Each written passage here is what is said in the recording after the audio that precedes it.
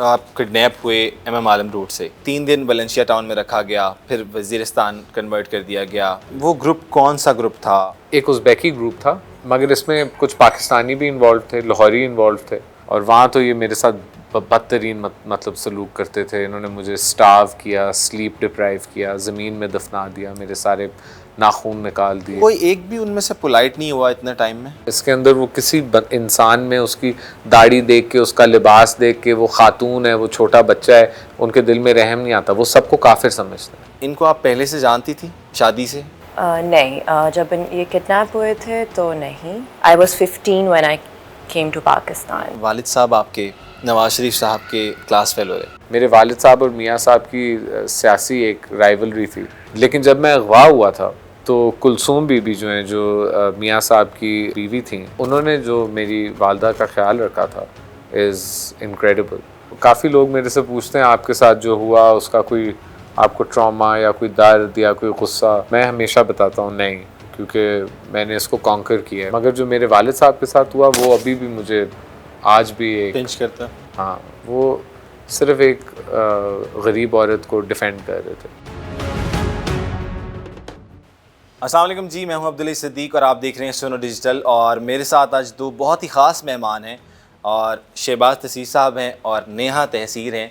और इन दोनों के साथ अब गपशप लगेगी और इनकी स्टोरी भी जानेंगे जो शहबाज साहब के साथ हुआ, रैंसम वाला सीन और पूरी कहानी वो बताएंगे। सर, सबसे पहले तो बहुत शुक्रिया आपका टाइम का, मैम आपका भी थैंक यू सो मच। अच्छा, मुझे ये बताएं सबसे पहले तो मैरिड लाइफ कैसी गुजर रही है?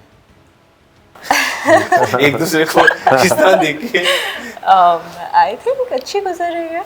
बिजी नहीं, बिजी तो बहुत, या obviously because now we have a baby also. Shavez, yes. So and we're traveling a lot ये किताब के लिए, so you know it's very hectic but she's amazing। मेरे साथ हर जगह आती हैं। Okay. So आज भी आई हैं। ये फोर्सफुली ये फोर्सफुली आती हैं या दिल से? नहीं, यूजुअली दिल से आती हैं, but she's not been feeling well for a while, so you know। अच्छा, कहाँ मिले, कैसे मिले, and who proposed first? I think mutual friends, Yeah, and we met obviously I proposed obviously. first। Obviously वो कह रही है कि करना ही था आपसे। Yeah, नहीं, and it wasn't easy, but you know, I think we got married and we have a kid. We have inshallah एक और on the way, and life is so far mashallah blessed and very good। और मुझे ये बताएं कौन सी place थी वो जहाँ पे आप लोग मिले पहली दफ़ा? जी याद है कुछ दोनों को? So I think we met at a dinner, I remember. Yes, that's That's right। the first time. Oh, there's danger। Ji, we met at common friends dinner। Dinner, yeah. अच्छा, आप लाहौर से ही हैं? You belong to Lahore? और कहाँ से? I grew up in Ukraine. Okay. But yes, I am. और a कब Lahori। Lahore Pakistan कब आई, मूव कब? I think 8 साल हो गए हैं बजाए हुए। ठीक है। और योर पेरेंट्स, वो एक मैंने सुना कि आपके पेरेंट्स नहीं अटेंड कर सके निकाह को। her parents live in Sweden, तो because ये यूक्रेन में जो जंग हो रही थी तो इनको they had to evacuate। और सोचें मतलब कितनी क्रेज़ी बात है कि मेरा वाक़या अलग है, मगर इनके वालदैन के साथ भी बिल्कुल उस तरह का ही सीन हुआ था। तो यूक्रेन में जंग हो रही थी, वो उनको टनल में क्या सबवे में उनको आई थिंक ऑलमोस्ट 10 दिन गुजारने पड़े, बॉम्बिंग हो रही थी, एंड फिर उनको एवैक्यूएट कराया स्वीडन। Fine now? नहीं, हाँ, अब तो वो सेटल्ड हैं एंड माशाल्लाह they settled over there, but उस वक्त पे इट वाज काफ़ी मुश्किल था। अच्छा नेहा, मुझे ये बताइएगा कि इनको आप पहले से जानती थी शादी से? नहीं, जब ये किडनैप हुए थे तो नहीं, because I mean I grew up in Ukraine, right? So मैं इधर I was 15 when I came to Pakistan, so तब तक तो मुझे obviously नहीं पता था कुछ भी। माइंड करती हैं इस चीज़ का कि ये क्या मुझे टाइम नहीं देते? नहीं, I make time। yeah, he's good with that। Yeah। अगर आप टाइम निकाल लेते हैं। नहीं यार, प्रायोरिटी देखें जो भी होता है, it's really nice, but you know priority family होती है, बच्चे होते हैं। family or in my opinion I think work is also very important. बिल्कुल, वो करेंगे तो So, साथ चलेंगे बिल्कुल। Obviously. So I balance it. Future plans के हैं आपके दोनों के इकट्ठे, क्या करना चाहते हैं फ्यूचर में? अभी तो टूर, मोर टूर्स, हाँ, मोर ट्रैवलिंग। ट्रैवल करने Yeah. मतलब पसंद करते हैं दोनों ही? नहीं, ये it's just you know she loves to travel as well, I have to travel for work, तो हम इसको we join it and we've had a great time actually. We've seen some amazing places. हाँ yeah, अच्छा मुझे बताएं कि आपने इनकी बुक पढ़ी है? हाँ, obviously. इन्होंने Obviously. बुक छपने से पहले she was one of the first people to read it actually. Okay, Yeah. मतलब जी। आपने जो व्यूज़ लिए उसके मेनली कि क्या पॉजिटिव क्या नेगेटिव मैंने राइट अप किया जो वो इनसे ही आए? काफ़ी आई थिंक पहली ड्राफ्ट इनको मैंने पढ़ाई थी। ओके, और ऑब्वियसली मेरे लिए 3 लोग थे जिनका अप्रूवल बहुत ज़रूरी था। एक The one ये थी नेहा एंड सेकंड मेरे मामू जो हु पास्ड हुए, उन्होंने मेरी काफ़ी मदद की थी, और मेरी वालदा। तो ये 3 लोग मेरे लिए बहुत इम्पोर्टेंट थे। और ये मेरी जो किताब है I think it's lost to the world. जी, ये एक टेस्टमेंट है। इसमें मेरे वालिद की भी कहानी है, मेरे एक्चुअली वालदैन की कहानी है, 5 years in terrorist captivity। और मेरे जो 5 साल थे, एंड उन ग्रुप्स के बारे में काफ़ी डिटेल में भी अच्छा, बात हुई वो थी। ग्रुप कौन सा ग्रुप था और आप किडनैप हुए एमएम आलम रोड से, जी, क्या कितने लोग थे आई थिंक किडनैप करने वाले? और लोग थे उस वक्त जो इन्वॉल्व थे। ये एक उज़्बेकी ग्रुप था, IMU, उज़्बेकिस्तान इस्लामी हरकत, और मगर इसमें कुछ पाकिस्तानी भी इन्वॉल्व थे, लाहौरी इन्वॉल्व थे जो इन्वॉल्व किए हुए थे इंटेलिजेंस करने में। मतलब बहुत सोफिस्टिकेटेड उनका प्लान था। उन्होंने एक घर ख़रीदा वेलेंसिया में, उन्होंने गाड़ियाँ खरीदी हुई थी, मोबाइल्स थे जो सिंगल यूज़ डिस्पोजेबल थे, ये सब कुछ उन्होंने पूरा ट्रैप था। एक ट्रैप तो काफ़ी मतलब अच्छा था, मगर ट्रैप करने से पहले जो उनका मतलब कह दें आप जो पैरा उन्होंने किया हुआ था, जो उन्होंने it's a रिसर्च recce। पूरा बहुत प्रॉपर रखी। अच्छा, आपको 3 दिन वलेंशिया टाउन में रखा गया, फिर वज़ीरिस्तान कन्वर्ट कर दिया गया। क्या ट्रैवल किस तरह से करते थे? गाड़ी पे, जहाज़ पे, क्या किस तरह से जाते? इधर तो इन्होंने मुझे गाड़ी में अगवा किया, और ये मुझे वज़ीरिस्तान भी गाड़ी में लेके गए। ओके, जब एक बार मैं वज़ीरिस्तान पहुंचा हूं तो मुझे उन्होंने जेल में रखा है। एक दिन एक ड्रोन स्ट्राइक हुई थी, उसमें मैं भी था। इन्होंने एक अलकायदा के बड़े सीनियर मिलिटेंट अबू याया लिबी को मारा था। तो जब उन्होंने उसको मारा था, उस ड्रोन स्ट्राइक में मैं भी इंजर हो गया था, और उसके बाद मेरे अगवाकार ने मुझे अपने घर में रख दिया। मगर मसला ये होता है कि अगर आप करीब हों किसी हाई प्रोफाइल टारगेट के तो आपका लैटरल डैमेज है। बिल्कुल, एग्जैक्टली। आप भी तो जाओगे फिर। मगर ये मेरे लिए अमेजिंग था, क्योंकि मैंने तकरीबन 1.5 ईयर उनके घर पे रहे? नहीं, इनके जेलों में गुजारी थी। ठीक है। और वहाँ तो ये मेरे साथ बदतरीन मतलब सलूक करते थे। इन्होंने मुझे स्टार्व किया, स्लीप डिप्राइव किया, ज़मीन में दफना दिया, मेरे सारे नाखून निकाल दिए। कौन सी ड्रग्स देते थे? जब मुझे अगवा कर रहे थे तो आई थिंक इन्होंने मुझे ये केटामीन के इंजेक्शन लगाए थे। और उसके बाद क्या होता है? उसके बाद तो वो देखें मारते थे, लैशेस, कट्स, छुरियों से, ब्लेड से इन्होंने मेरे जिस्म से फ्लैश उतारा था, मेरे नाखून प्लास से उतारे थे, ज़मीन में मुझे दफना दिया 12-12 घंटों के लिए। अच्छा, क्या खाने को क्या देते थे? पहले काफ़ी मुश्किल था, उसकी वजह से एक्चुअली मुझे भी काफ़ी प्रॉब्लम्स हो गए हैं। मतलब आप चिकन खाने वाले, बिरयानी खाने वाले, हाँ। एक नॉर्मल फूड एशियन, उन्होंने नहीं, क्या आपको खाना दिया? देखें, जो उज़्बेकी हैं उनके बारे में एक बहुत ज़रूरी चीज़ है समझना। वो मतलब वो अपने बारे में ख़ुद ये कहते थे कि जहाँ पठान का गुस्सा ख़त्म होता है वहाँ हमारा रहम शुरू होता है। मतलब वो ऐसे अपने आप को, वो इंसान को टेरराइज़ करने में यकीन करते थे। तो उनको पता था मैं कौन हूँ। उन्होंने मुझे एक वजह से अगवा किया था। उनका एक रैंसम सिर्फ कैश का नहीं था, मगर इसमें बहुत हाई डिमांड के इनके कमांडर भी थे। अच्छा, क्या क्या डिमांड्स थी, हम इस पे भी आते हैं। एक तो रैंसम थी ना, उन्होंने मांगी आप लोगों से, अमाउंट मांगी, कांटेक्ट किया, उसके बाद उन्होंने और क्या क्या डिमांड्स की? देखें, उनकी डिमांड्स दो चीज़ें थी। एक पैसा, ठीक है। और दूसरा इनके 25 कोई हाई रैंकिंग कमांडर थे। उसमें अफ़गान तालिबान थे, पाकिस्तानी तालिबान थे, उज़्बेकी थे, डिफरेंट ग्रुप्स के हाई रैंकिंग कमांडर थे। ठीक है। तो ये उनकी डिमांड थी, और वो मेरे वालिद साहब का जो कातिल था वो इनकी डिमांड में एक नंबर वन, रिहा किया जाए, उसको भी रिहा किया जाए।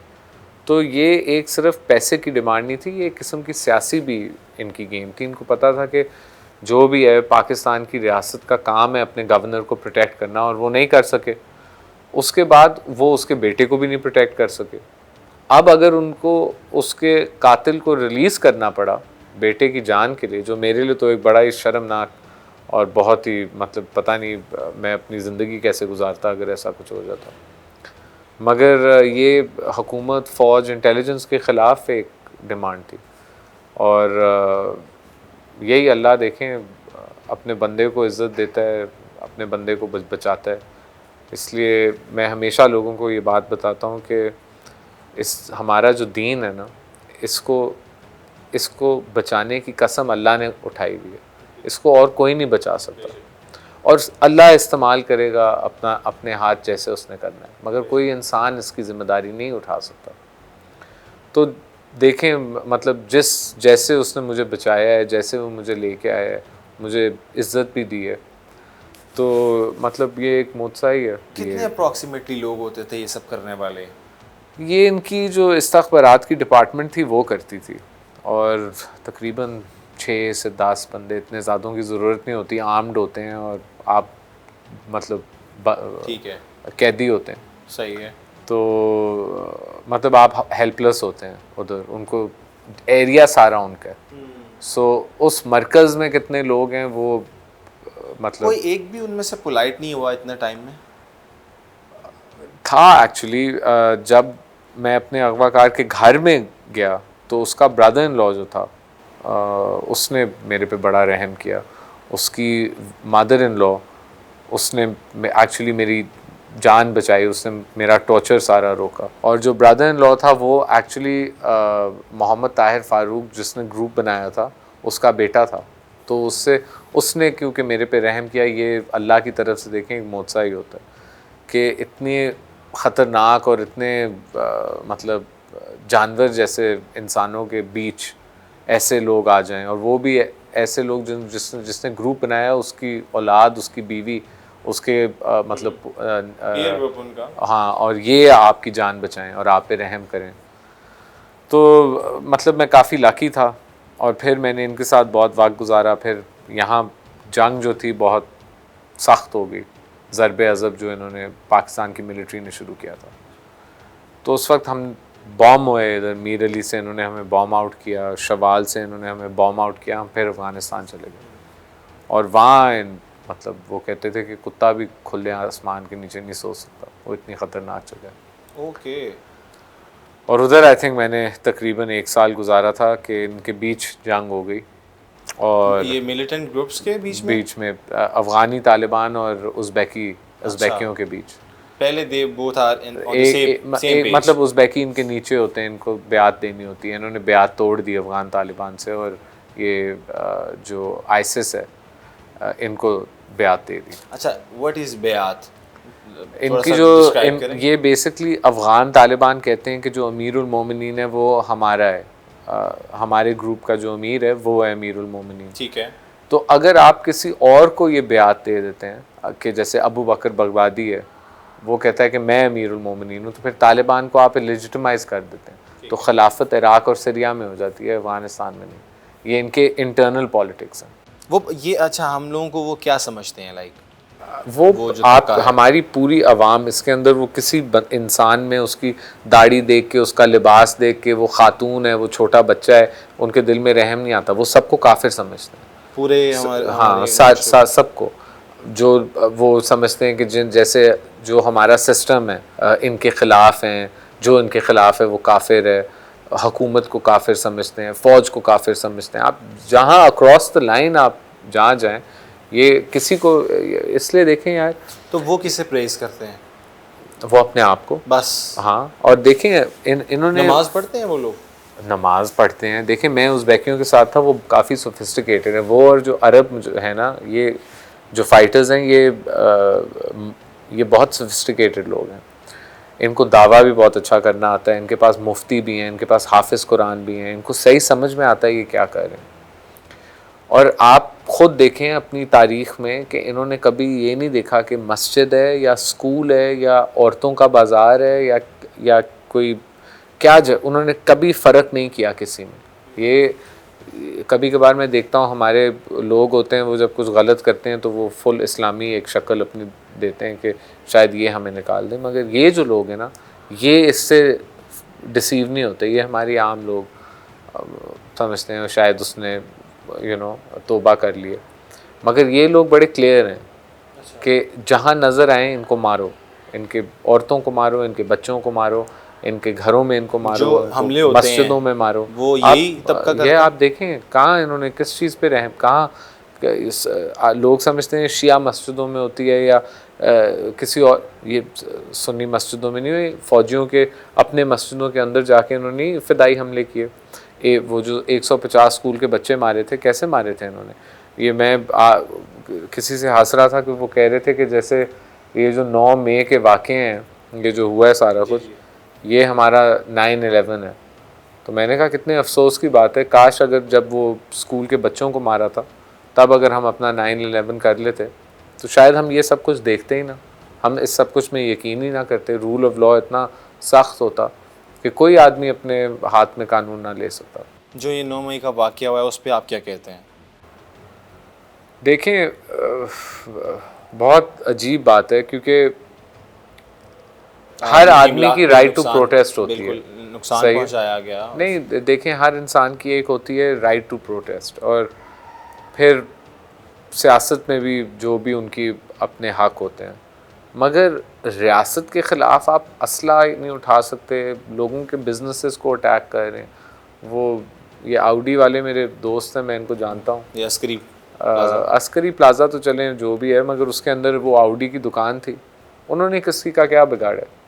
एक फॉरेन ब्रांड आपके मुल्क में आया हुआ है, इतनी हार्डशिप है इधर। आप देखें इनकी पूरा काम मार्केट जो है, कितनी अनएम्प्लॉयमेंट है उसके अंदर। इन्होंने 70% लोगों को सैक करना पड़ा है अक्रॉस द बोर्ड, जितने भी ऑपरेटर्स हैं। क्यों करना पड़ा? क्योंकि आपके हालात क्या हैं।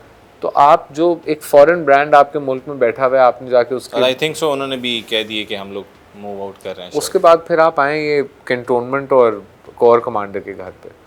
मैं कैंटोनमेंट में रहता हूँ, इधर आपको राइट टू प्रोटेस्ट है ही नहीं। आपको हर चीज़ के लिए इजाज़त लेनी होती है। यहाँ मिलिट्री इंस्टॉलेशंस हैं, एयरफोर्स का पता नहीं इधर ऑफिस है, कैंटोनमेंट का बोर्ड इधर है, जो इनका कमर्शियल सारा काम होता है पूरे पाकिस्तान का, वो is based out of here. वो DHA में तो एक है वो उनका, वो तो सिर्फ लैंड ट्रांसफ़र के लिए। सारी जो डिसीजंस होती हैं कमर्शियल फ़ौज की, वो इधर से होती हैं। तो पहली बात तो आपको कैंटोनमेंट में राइट टू प्रोटेस्ट ही नहीं है, तो आप मतलब क्या कर रहे हैं? और फिर कोर कमांडर के घर के अंदर जाके मतलब ये, इसके बाद बंदा, मैं तो कहता हूँ कि इंसान को प्रोटेस्ट करना चाहिए। देखिए मेरे वालिद साहब ख़ुद जो हैं जनरल ज़िया के ख़िलाफ़ उन्होंने 10 साल जेल में गुजारे थे। तो इस तरह की बात नहीं है कि हम यकीन नहीं करते, मगर लिखें, मुंह से बोलें। अब तो आपके पास सोशल मीडिया, आप प्रोटेस्ट करें, आपको ये जगह हैं, आप लाइसेंस लें, उधर जाएं, लाख बंदा इकट्ठा करें, मीनारे पाकिस्तान जाएं, मगर जलाना, मारना और इमलाक को नुकसान पहुंचाना, ये इससे मैं बड़ा सही। वालिद साहब आपके नवाज शरीफ साहब के क्लास फेलो है? नहीं, आई थिंक नहीं, I don't think so actually, but I know उनके सियासी राइवल थे। मगर मैं एक बात ज़रूर कहूँगा कि आई थिंक मेरे वालिद साहब और मियाँ साहब की सियासी एक राइवलरी थी, और मैं भी नेसेसरली PMLN के पॉलिटिक्स के साथ हर वक्त अग्री नहीं करता, मगर पॉलिटिक्स होते हैं। लेकिन जब मैं अगवा हुआ था तो कुलसूम बीबी जो हैं, जो मियाँ साहब की बीवी थी, वो उन्होंने जो मेरी वालदा का ख्याल रखा था इज़ इनक्रेडिबल। और आई थिंक मियाँ साहब और ये शहबाज शरीफ साहब भी जो हैं, हर जहाँ वो मदद कर सकते थे उन्होंने मेरे छोटे भाई की मदद भी की थी। तो आई थिंक सियासी इख्तलाफ एक तरफ होता फैमिली है, को बहुत सपोर्ट दी। बहुत बहुत ज़्यादा सपोर्ट नाइस। दी। अच्छा, आप अरेस्ट भी हुए थे एक दफ़ा 9/11 के बाद, थिंक सो। वो कहानी क्या है एयरपोर्ट पे? बेसिकली मैं पाकिस्तान वापस आ रहा था। मैं LA जाता हूँ काम के लिए, हॉलिडे के लिए। तो एनीवेज़ मैं वापस आ रहा था और फ़्लाइट, बस हम बैठे हुए थे और तकरीबन 2 या 3 घंटे फ़्लाइट उड़ी नहीं। और एकदम जो है FBI के वो गार्ड्स जो हैं वो अंदर आए हैं और सीधा बैक ऑफ द प्लेन से आए हैं और मैं पीछे बैठा हुआ था, बिल्कुल मेरी तरफ आए हैं। और उन्होंने कहा कि कोई अजीब नाम बोला, तो मैंने कहा नहीं। तो उन्होंने बस मुझे अरेस्ट कर लिया और मेरे बैग्स निकाले और हैंडकफ्स में मुझे डाला, पुलिस की गाड़ी में रखा और तकरीबन घंटा मुझे पुलिस की गाड़ी में रखा और पूरे जहाज़ को एवैक्यूएट किया। उसके बाद मैंने देखा एक बॉम्ब स्क्वाड आया और प्रॉपर बॉम्ब स्क्वाड के लोग अपने मतलब अंदर गए हैं जहाज़ के। और मैंने तो असल में कलमा पढ़ लिया था। मैंने कहा यार जो भी होता है ना, अगर तो इस आपको जहाज़ कुछ नहीं में पता था कि क्या सीन? मुझे अभी तक कुछ समझ में नहीं आई हुआ क्या है। 2-3 घंटे हो गए थे और मैंने कहा यार अगर इस जहाज़ के अंदर कोई बम है ना तो मैं तो मार जाऊंगा, क्योंकि मैं बिल्कुल जहाज़ के नीचे था। और इन्होंने कहना है कि मैं कोई उसामा बिन लादेन हूँ, कोई आपका लोकल टेररिस्ट, और असल में उन्होंने गलत बंदे को पकड़ा था। तो एनीवेज़ फिर वो मुझे लेके गए, जहाज़ में बॉम्ब नहीं था अल्हम्दुलिल्लाह। उसके बाद वो मुझे लेके गए हैं एक सेफ़ हाउस एयरपोर्ट के अंदर ही। और दो पुलिस ऑफिसर्स बैठे हैं और ये मेरे साथ गुड कॉप बैड कॉप खेल रहे थे। मैंने उसी वक्त उसको कहा, मैंने कहा मेरे वालिद साहब गवर्नर पंजाब हैं और इसी वक्त वो सेनेटर कैरी के साथ फ्लड रिलीफ एड डिस्ट्रीब्यूट कर रहे हैं पाकिस्तान में, और हिलरी क्लिंटन मेरे घर आई हुई है, खुदा के लिए तुम लोग क्या कर रहे हो। तो वो भी हैरान इतनी हो गए। बड़ी सफाई। ये मेरी बस पहली चीज़ मैंने कहा कि यार, क्योंकि देखो एक बड़े अफसोस की बात है, मेरे वालिद साहब शुक्र है उस वक्त ज़िंदा थे। अगर ना होते ना, और अगर गवर्नर पंजाब ना होते तो पाकिस्तानी और एक मुसलमान की इतनी कोई ख़ास अहमियत या राइट्स नहीं है बाहर। अगर उन्होंने आपको टेररिज्म चार्ज पे सस्पेक्ट करके अरेस्ट किया है ना, तो शायद आपने कुछ किया भी ना हो, मगर आप कौन होते हैं कि आपसे कोई सवाल जवाब पूछे। मतलब आपकी कोई राइट्स नहीं है और आप सालों के लिए गायब हो सकते हैं। ओके। तो इनकी मुझे भूल गई है, पेट्रियट एक्ट इसको कहते हैं। तो पढ़ें कभी इसके नीचे क्या हो सकता है एक आम मुसलमान को। It's a right, you have zero rights. अच्छा, वालिद साहब का जो किस्सा था, आप इसी घर में थे? मैं इधर ही था एक्चुअली। मैं और मेरी वालदा उनके साथ फ़ोन पे थे और उसके बाद मतलब जैसे भी वो इवेंट्स हुए तो पहले पता भी मुझे ही लगा इस सारे कुछ का। और एक्चुअली मेरी किताब में इसके ऊपर एक पूरा मैंने चैप्टर लिखा है और वो बहुत मुश्किल चैप्टर है, क्योंकि अगर आप मेरी किताब पढ़ें तो उसमें मैंने सिर्फ इस चैप्टर में लिखा है कि ये सबसे मुश्किल चैप्टर है मेरे लिए लिखना। तो काफ़ी लोग मेरे से पूछते हैं आपके साथ जो हुआ उसका कोई आपको ट्रॉमा या कोई दर्द या कोई गुस्सा। मैं हमेशा बताता हूँ नहीं, क्योंकि मैंने इसको कॉन्कर किया है, मैंने इसको डिफ़ीट किया है। मगर जो मेरे वालिद साहब के साथ हुआ वो अभी भी मुझे आज भी एक पिंच करता। हाँ, बिकॉज़ वो सिर्फ एक गरीब औरत को डिफेंड कर रहे थे, उन्होंने और कुछ भी नहीं किया। और मिस इन्फॉर्मेशन जो होती है ना, उसकी वजह से एक अच्छा आदमी को भी मतलब लोग मार देते हैं। अच्छा, इस सारे सिनेरियो में क्या लर्न किया और क्या नया देखा? Last question. नया तो पता नहीं अफ़गानिस्तान ना जाएं मगर देखें ज़िंदगी ऐसी है। मैं जैसे आपको बता रहा था कि मुश्किल वक्त भी हर बंदे पे आता है। मैंने सिर्फ ये देखा है कि जो हम्बल लोग होते हैं, जो अल्लाह से दुआ करते हैं, डरते हैं, और हिम्मत मतलब मैं ज़्यादा नहीं कहना चाहता कि मैं हिम्मत नहीं हारा, क्योंकि मैं काफ़ी बार हारा भी था, मगर वो कभी कभार आप गिर भी जाएं आपको फिर उठ जाते हो। उठना चाहिए। तो बस यही है। और बाकी ज़िंदगी है, मुश्किल है, आसान भी है, खुशियाँ भी होती हैं। क्या बात है। हमारे साथ थे जी शहबाज तसीर और नेहा तहसीर, और इनसे गुफ्तगू की, बड़ा मज़ा आया। कुछ इनकी कहानियाँ इस तरह की थी जो दिल दहला देने वाली थी। तो आप पूरा इंटरव्यू देखिएगा। अपने दोस्त अब्दुल हई को दीजिए इजाज़त। अल्लाह हाफ़िज़ नासिर।